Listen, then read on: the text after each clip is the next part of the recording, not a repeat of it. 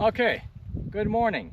So I recently asked somebody who's a lot more knowledgeable on the subject than I am, with the proliferation of force reset triggers and super selectors like I got in here, in battle rifles specifically, how many people are going to be figuring out, oh yeah, this is actually a terrible idea.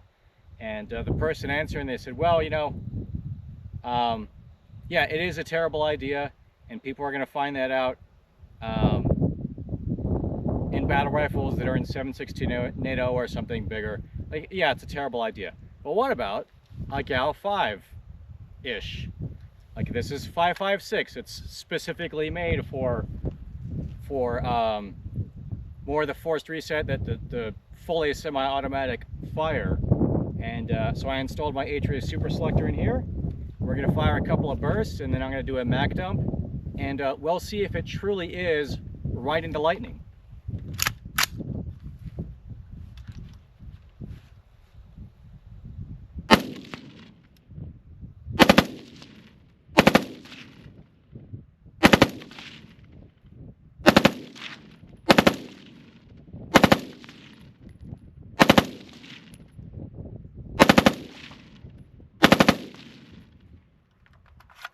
Okay, burst actually isn't too terrible. Is this going to be useful more than about 25 meters? Hell no. Or if it is, it's somebody who's done this a whole lot more than I have, where, a government is providing ammo. Okay, let's ride the lightning here.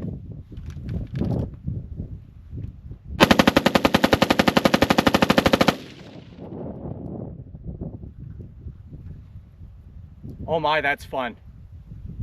Useful? No. Fun? Yeah. That's really fun. Oh yeah. And you can tell the rate of change fire in the middle of it too. That was interesting. I don't know if that's an ammo thing. Oh, I should have showed you before. That was the last magazine I had of actual US issue, or I don't know how it got issued, but I was in the Connecticut Army National Guard, and I had a set of SAPI plates. I was the B team leader, 1st Squad, 1st Platoon, Charlie Company, 1st Battalion, 102nd Infantry Regiment, right? Anyway, out of New Britain, Connecticut. And that unit can trace its history back to the 1600s, so that's cool.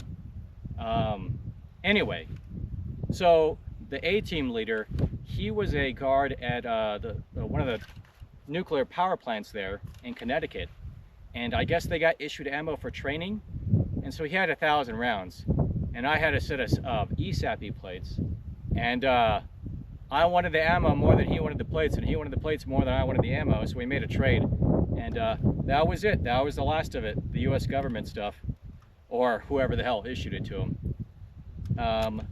But yeah, so now I'll be switching to the Norma M855 62 grain stuff. Anyway, back to the subject at hand. Damn, that was a lot of fun. Useful? No. In the burst, maybe. And you could see I was able to keep a 3-round burst pretty good. I could go longer if I wanted. The 3 rounds about as useful as you're going to get, even in a 5.56. That something smaller that's designed and set up to fire fully semi-auto. It's not really all that useful beyond I'm clearing a room. And even then, you're going to be off target in 2 rounds. So maybe just stick to semi. I've used the super selector a lot with my 9mm Broad River Tactical radio delayed blowback upper with the high-tech arm suppressor. That works great. That works really great. And I don't know if it's because the 9mm has a little bit less perceived recoil, or the suppressor is just really doing all that much more. But that one, I had the furthest I've set up a target in mag dump is 10 paces. At some point I'll do a measured 25 meters measured 50 meters and check my effectiveness on just mag dump and then bursting. Again, with that, I could do 3 rounds pretty easy. But yeah, even something that's designed for it, it's pretty useless. I wouldn't mind putting the Super Selektor in a full size, a 20-inch rifle, where, you know, like a rifle configuration with the stock and with the fixed stock and the 20-inch barrel.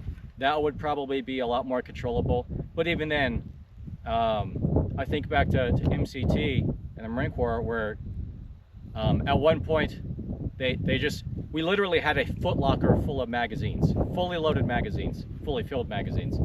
And the instructors were like, 10 Marines get online with your M16s, everybody else falling behind, everybody grab a magazine, put on burst, and just go. And we just cycled back and forth until we burned through all the mags. And we didn't even have targets, we were just firing into a berm, I think.